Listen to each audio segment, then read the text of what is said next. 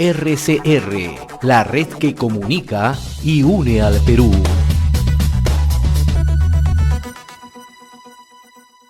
Vamos a tomar contacto con el ingeniero Leonidas Gómez Arce.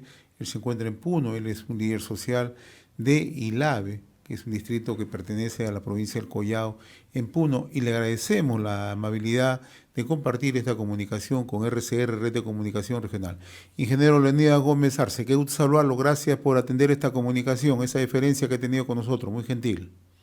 Gracias, señor Hernández. Yo creo que es muy importante ahora participar pues en esta coyuntura que vive el país y de forma especial acá en la región Puno, ¿no? La región sur del departamento de Puno es eminentemente aymara y también las provincias pues, de Huancané, de Mo, parte de San Antonio de Putina y también parte de la provincia de Sandia es poblado por personas de habla aymara. ¿Cómo entender lo que está ocurriendo en Puno en estos momentos, ingeniero Leonidas Gómez Arce? A ver, Puno desde los inicios de su poblamiento, de lo que tenemos referencia a la época pre-Inca, Inca, la época colonial, ¿no?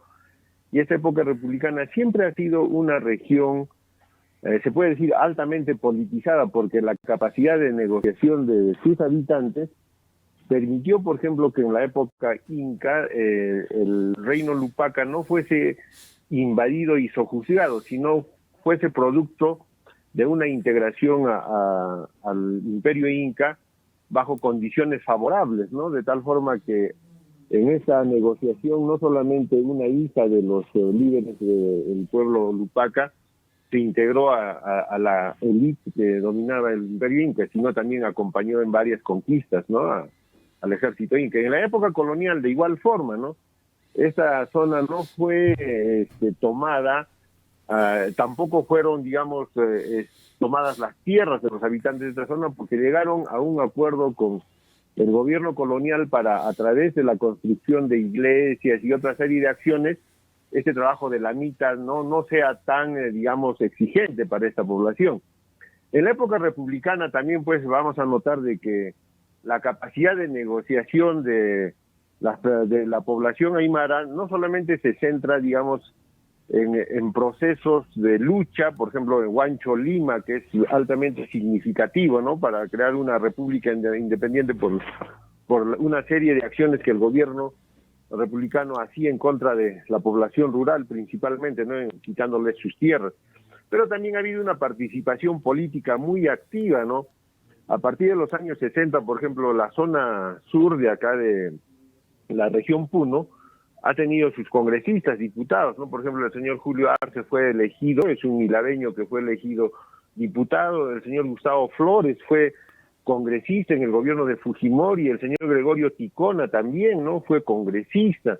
Actualmente el señor Jorge Luis Flores Ancachi también. Entonces, siempre ha habido una participación política. Ahora, el problema es de que en Puno, lamentablemente, hay una confrontación política de hace muchos años, que viene también de los años 60, entre grupos de izquierda, ¿no? Y eso se ha notado, por ejemplo, en la Universidad de Puno, que fue pues en su tiempo la institución que ha generado más recurso humano, personalidades que han entrado a la política, y lamentablemente el enfrentamiento político entre Pucallasta, ¿no? y Patria Roja ha traído hasta muchos muertos dentro de la misma universidad, y eso ha generado un conflicto también por la hegemonía en el manejo del magisterio, y dentro de las representaciones de las organizaciones campesinas también ese enfrentamiento, ¿no? Entonces, Puno, como es una región en la cual no podemos considerarla, digamos, una región sin educación, sino que el problema es hay el enfrentamiento político, y eso continúa hasta ahora, ¿no? Porque dentro de la movilización misma que actualmente se tiene acá en Puno, hay una división de posiciones respecto, por ejemplo, a los temas de la agenda principal y a la forma de movilizarse, ¿no?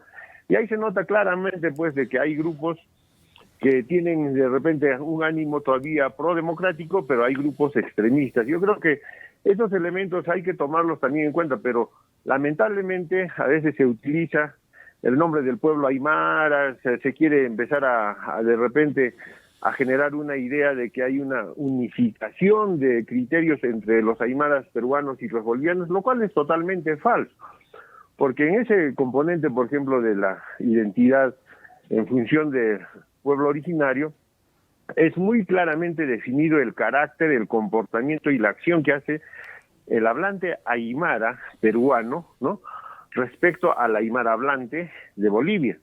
Y eso viene por un tema histórico, ¿no?, porque el río Desaguadero es la frontera natural que siempre hubo entre los lupacas, que estamos en el Perú, los pacajes, que están en el lado boliviano, ¿no? Y entonces ahora se quiere de repente utilizar una serie de argumentos relacionados al tema de la identidad respecto a pueblo ancestral para introducir conceptos que lamentablemente no traen bien, ¿no? Porque el radicalismo con el cual se está realizando las movilizaciones acá en Puno no representan absolutamente para nada el comportamiento normal del hombre lupaca, del aymara lupaca que habita el Perú, ¿no? Porque el aymara lupaca pues es una persona emprendedora, trabajadora, seria, ¿no? Y que, por ejemplo, cuando los incas estaban presentes, tenían un gran ámbito territorial de dominio, desde la costa hasta la selva, ¿no? En la época colonial, más bien, se redujo esto por estos procesos de reducción que implantaron, ¿no?, los colonizadores, y la población aymara se concentró más en la zona sur de acá del departamento de Puno y, como le digo, la parte de la provincia de Huancané.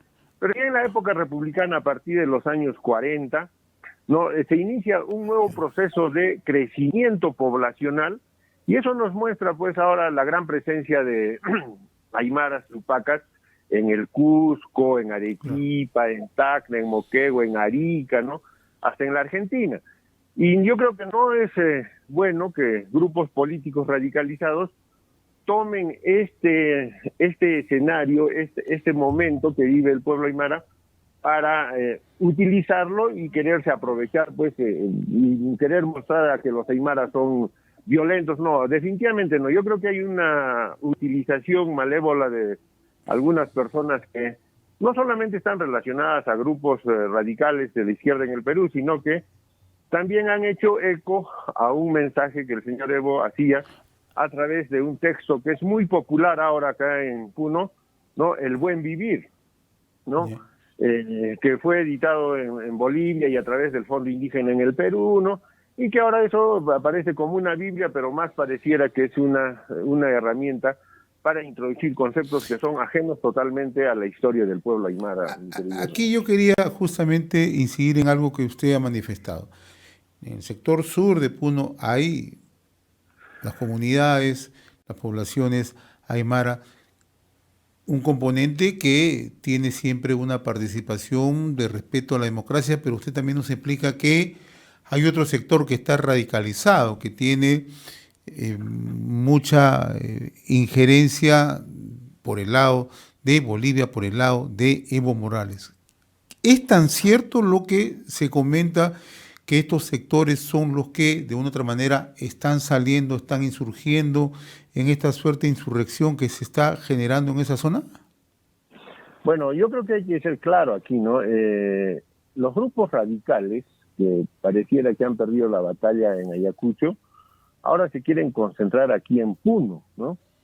Y entonces, a través de una serie de mecanismos, ¿no?, ellos están introduciendo dentro de este mundo aymara conceptos que no son conceptos a los que no son afines los aymaras, ¿no? Como le digo, la población aymara es trabajadora, es honesta, es pacífica, pero lamentablemente hay grupos radicales. Ahora, no es la primera situación que se presenta de este tipo acá en Puno. Usted recordará, ¿no?, en Ilave, en el año 2004, hubo un levantamiento porque se pusieron en contra de una gestión de un alcalde que era de una comunidad también, ¿no? Entonces, mucha gente no quiere reconocer de que ese enfrentamiento y la consecuencia negativa que se tuvo de la muerte del señor alcalde finalmente fue un enfrentamiento político, porque el señor alcalde, el señor Robles, era de Patria Roja, y su teniente alcalde, el señor Sandoval, era de Pucallacta, ¿no? Y ese enfrentamiento político trajo como consecuencia la muerte del señor Robles, con la acusación de que era un hombre corrupto. Pero pasaron los años y el Poder Judicial, a través de las investigaciones que hizo la Fiscalía, no pudo demostrar de que el señor Robles había sido corrupto, ¿no? Entonces, fue una utilización política de la población para lograr un fin político principalmente. Igual ocurrió en el aymarazo que encabezó el señor Adubiri, ¿no? El señor Adubiri plantea una serie de cuestiones políticas, ¿no?, relacionadas al uso de los recursos naturales, pero ese argumento más estaba relacionado a una tendencia en ese tiempo, y era como un manual que aplicaban en varias regiones del Perú para evitar las inversiones en el sector minero, en el sector energético, en varios sectores, ¿no es cierto? Y utilizaron a un grupo de hermanos aymaras de los distritos de Setita, de Pomata, de Huacullán y de Queliuyo, para movilizarse hacia Puno y generar los actos de violencia que se generaron en esa oportunidad, los incendios que hubo, ¿no?, en la fiscalía, el asalto a la aduana, todo eso. Pero que finalmente, hoy día, nos damos cuenta de que tuvo un fin estrictamente de posicionamiento político del señor Adubiri y el entorno que lo rodeaba, que también eran personas relacionadas a grupos radicalizados aquí en Puno, ¿no? Ahora, esta tercera oportunidad que estamos viendo que se quiere utilizar nuevamente las aymaras es con el objetivo de querer consolidar una agenda política, no una agenda social del pueblo aymara que tiene muchas necesidades, ¿no? Que no solamente es, digamos, fruto del abandono del gobierno, sino también fruto del fracaso de muchas gestiones. Por ejemplo, le comento, ¿no? Aquí en Puno, en los últimos años, cuando se ha elegido gobernadores regionales, y acá de la zona sur han sido elegidos 2 gobernadores regionales. El señor David Jiménez, que proviene del distrito de Conduriri, cercano a Ilade, y también el señor Walter Adubiri, que también es de la misma zona de Conduriri, del ámbito de la provincia, ¿no?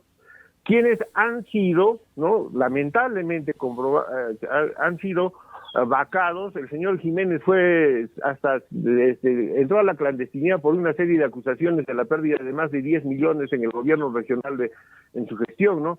El señor Adubiri fue sacado del gobierno regional porque tenía sentencia, y los que lo sucedieron al señor Adubiri, uno de ellos está en el penal, y el otro caballero, el que declaró como huésped ilustre al señor Evo, tiene investigaciones muy serias y pareciera que ha utilizado esa estrategia de proclamar como huésped ilustre al señor Evo para que en el momento en que las investigaciones ya le toquen la puerta para detenerlo, entonces se va a llamar como perseguido político y va a quererse exiliar en Bolivia, ¿no? Entonces, hay una serie de fallas también en la gestión que han habido aquí, ¿no?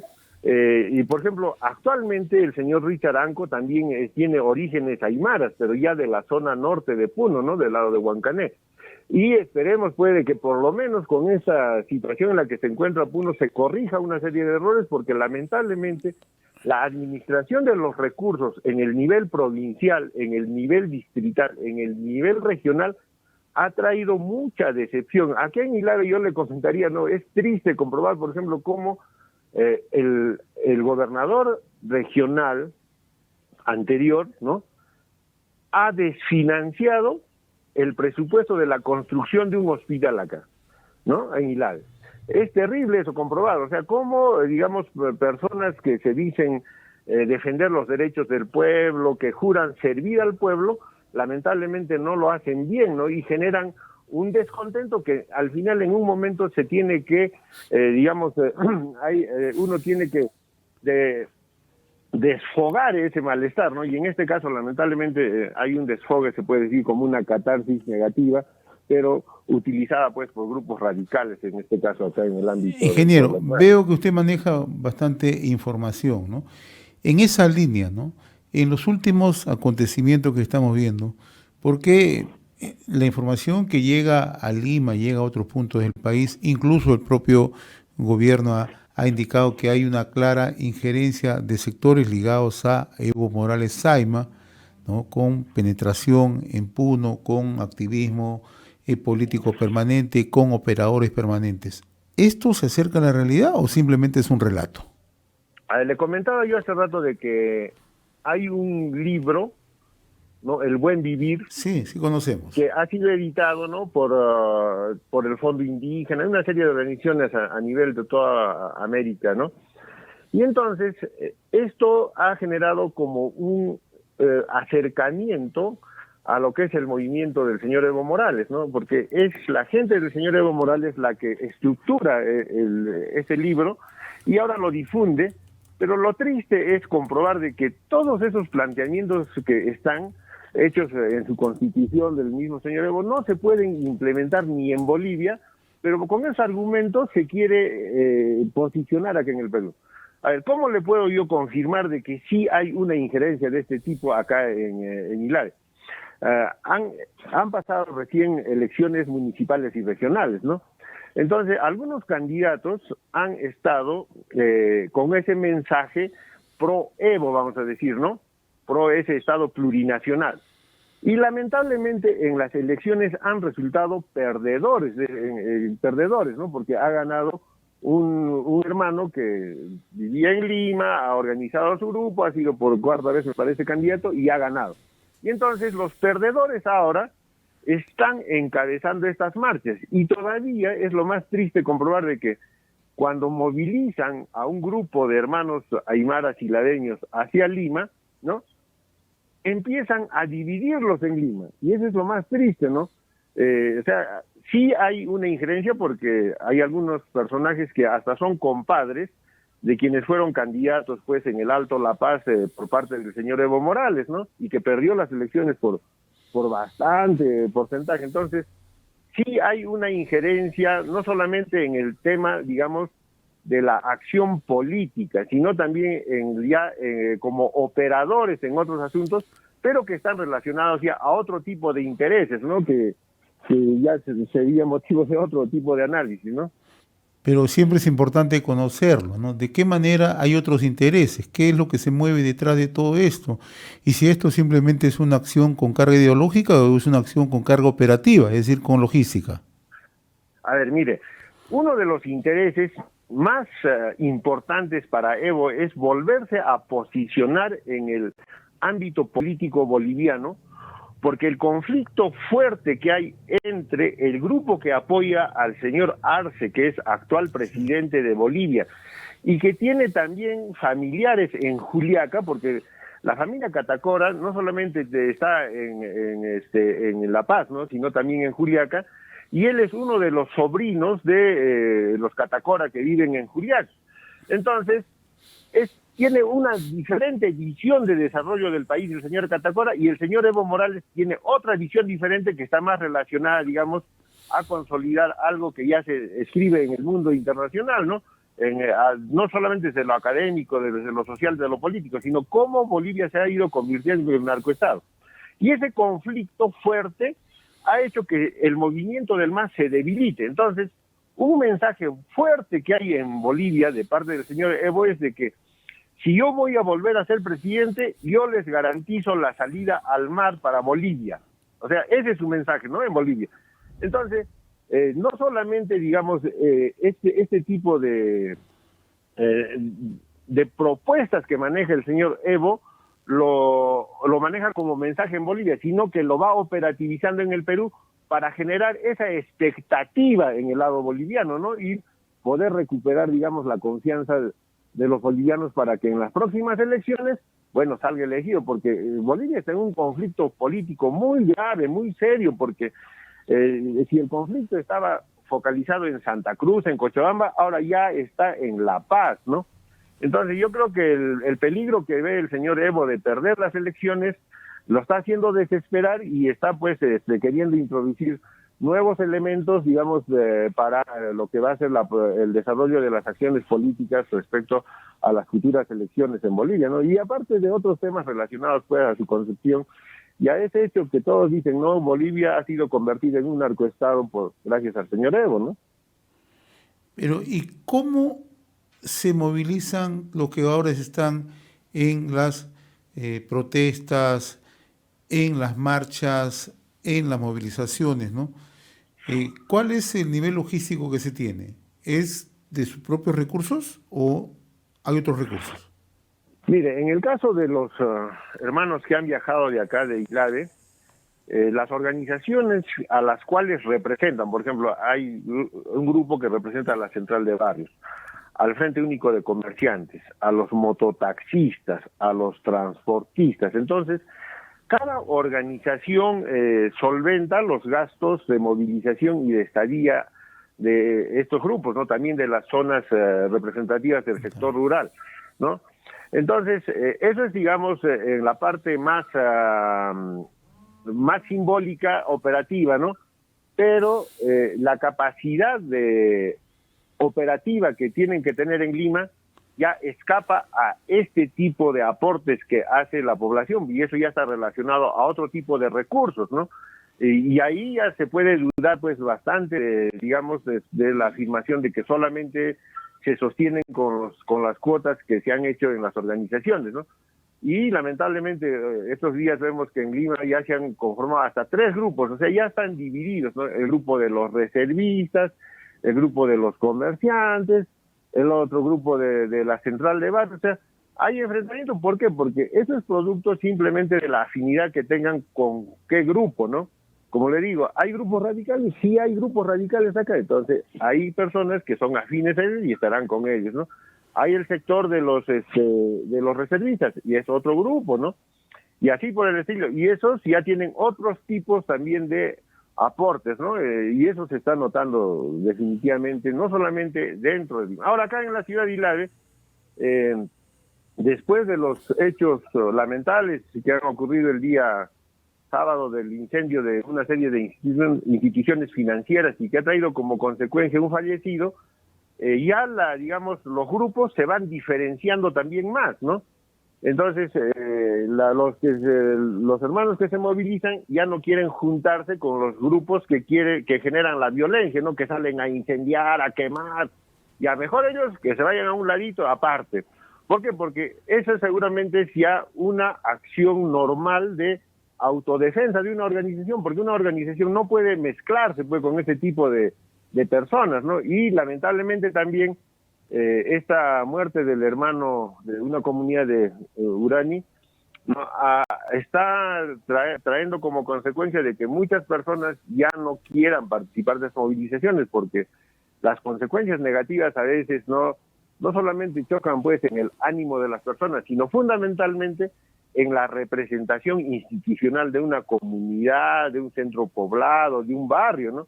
Y entonces la organización, porque nuestra forma de organizarnos es pues sólida, disciplinada, y cuando se identifica que algo se hace mal, se tiene que sancionar, pues se tiene que juzgar, ¿no? Entonces, y como no está sucediendo esa sanción, ese castigo, entonces ya las personas tendrán que apartarse. Entonces, hay una serie de hechos que están también ocurriendo acá en el ámbito de la provincia.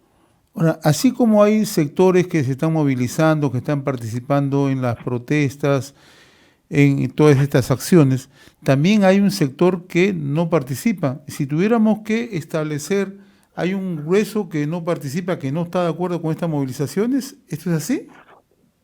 Mire, la gran mayoría de la ciudad no participa de las movilizaciones. El sector más consistente que ha participado y que también ya está reduciendo su participación es el sector de los comerciantes, ¿no? Desde un inicio.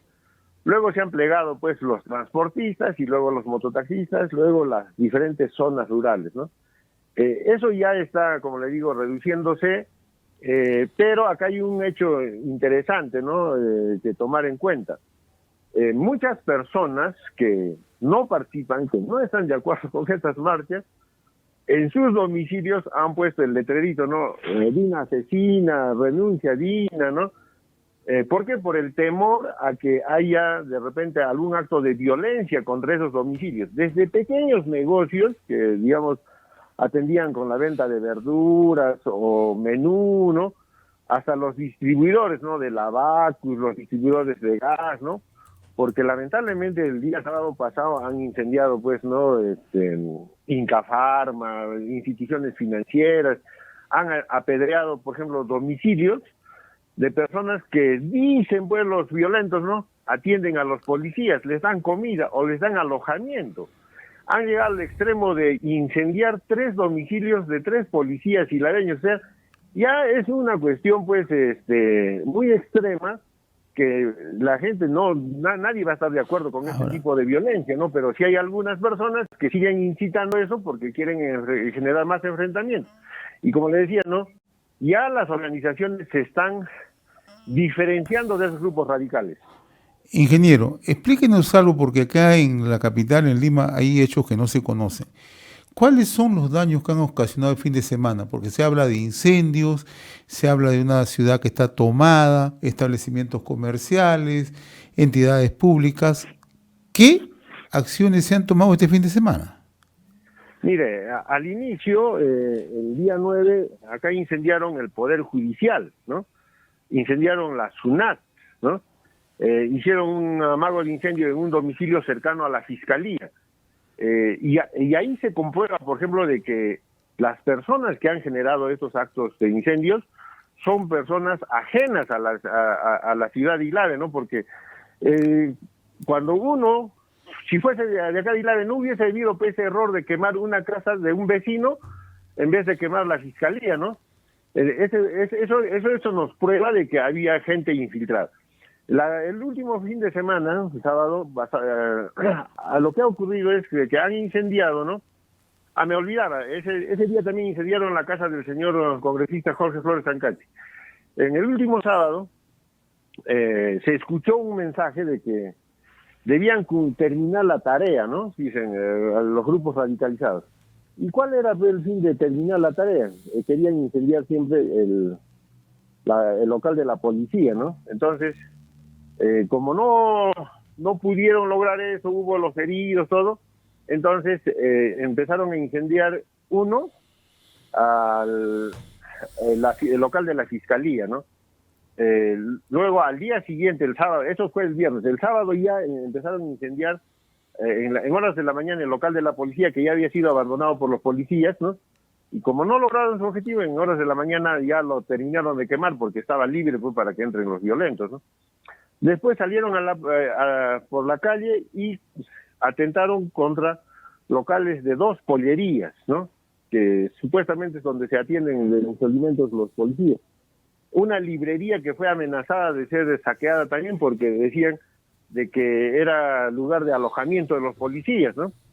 Después se desplazaron a la plaza, comenzaron con el apedreamiento de lo que es el local de Inca Pharma, luego el local de Mi Banco, Caja Los Andes, Orienta, casi todas las instituciones financieras. Y mire, cómo de manipulado estaba la situación, porque la noche anterior difundieron un video, como diciendo, ¿no?, de que los policías están destruyendo el local del Banco de la Nación. Algo que es totalmente falso, ¿no? Porque el Banco de la Nación hasta hoy día están atendiendo normalmente, ¿no? Pero ha habido una manipulación, pues, de algunos grupos que han querido generar, digamos, más enfrentamientos. Después de estos incendios, como le comentaba, también incendiaron la casa, pues, 3 casas de policías, ¿no? Entonces, los daños son cuantiosos, pues ahora el problema es a futuro, ¿no? Porque las entidades financieras ya no van a querer regresar a Ilave, pues, ¿no? Entonces, va a ser un problema grave. Entonces, hay ese tipo de daños, aparte de lo que es, digamos, el bloqueo que hasta ahora persiste en el puente, y que esperemos puede que esto ya se vaya normalizando poco a poco, porque después del entierro del hermano que falleció en este enfrentamiento, ya la población también está un poco más reflexiva, ¿no? Y esperemos puede que esto vaya consolidándose, ¿no? Porque finalmente todos los problemas se van a resolver de una o de otra forma. Y quienes vivimos en las ciudades, en el medio rural, también vamos a adecuarnos a la solución de ese problema, ¿no? Yo creo que los enfrentamientos violentos no deberían continuar, querido amigo. Ingeniero Leonidas Gómez Arce, líder social en Ilave, en la provincia del Collao, en Puno, yo le agradezco habernos graficado esta situación. Siempre tratamos de recoger las opiniones de los referentes de opinión, valga la redundancia, en distintos puntos del territorio nacional. Es una obligación, además parte de un compromiso que asumimos como RCR, Red de Comunicación Regional. Por eso que le agradezco la gentileza de haber compartido esta información y además esta experiencia que usted vive día a día en la zona de Ilave, en el Collao, en Puno. Le agradezco la gentileza, no sé si tenga algo que agregar, por favor. En una parte final, mire, todo el descontento que genera, digamos, una reacción violenta es producto, pues, de una serie de irresponsabilidades que ha habido del gobierno nacional, del gobierno regional y del mismo gobierno local aquí, ¿no? Porque, mire, nosotros tenemos una carretera que ha sido altamente añorada, ¿no? Es la carretera Chaca-Mazocruz. Claro. Esta carretera Chaca-Mazocruz tuvo un presupuesto de 220 millones para realizarse, ¿no? Lamentablemente se resolvió el contrato con un avance significativo de la obra y luego cuando el señor Castillo el año pasado en su discurso dice, ¿no? Vamos a culminar esa carretera y anuncia de que se ha destinado 187 millones para culminar la carretera, ¿no? Y me parece que haya habido ya una sobrevaluación. Y ahora último, la ministra de Transportes dice, ¿no? Sí, vamos a culminar esa carretera, pero ahora ya cuesta 205 millones. O sea, hay una serie de incongruencias, ¿no? Otro caso del gobierno regional, lo que le comentaba, el tema del hospital que lo desfinanció. Otro tema del gobierno nacional que es proinversión. Ustedes de repente deben recordar Así es. de que a nivel nacional se anunció bastante el tema de la descontaminación del lago Titicaca a través de un proyecto, ¿no? La planta de tratamiento de aguas residuales, ¿no? Claro. Claro. Lamentablemente ese contrato que maneja Proinversión ya se anuló porque la empresa ha desistido y el avance en los diferentes componentes de esta mega obra que se hace en 10 ciudades de acá de la región Puno, simplemente no ha llegado ni al 30%. Y mire cuántos años ya han pasado y esa es una frustración no solamente para la población, sino que es un problema gravísimo de contaminación que va a seguir ocurriendo, ¿no? Y así por el estilo hay una serie de proyectos que han traído bastante descontento porque no se han ejecutado, no se han financiado.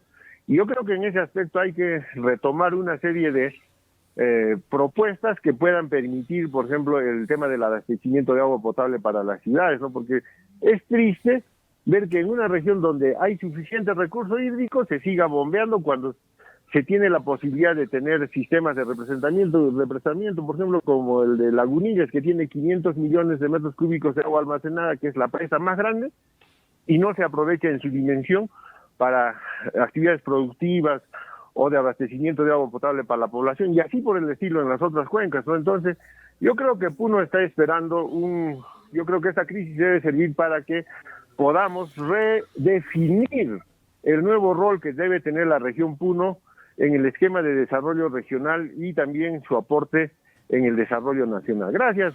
Yo le agradezco infinitamente esta comunicación. Hemos conversado de manera extensa, pero era necesario ir estableciendo puntos de vista, sobre todo con referentes de opinión en la zona. Le agradezco la amabilidad, ingeniero Leonidas Gómez Arce, líder social en Ilave, en el Collao, Puno. Muy amable, buen día.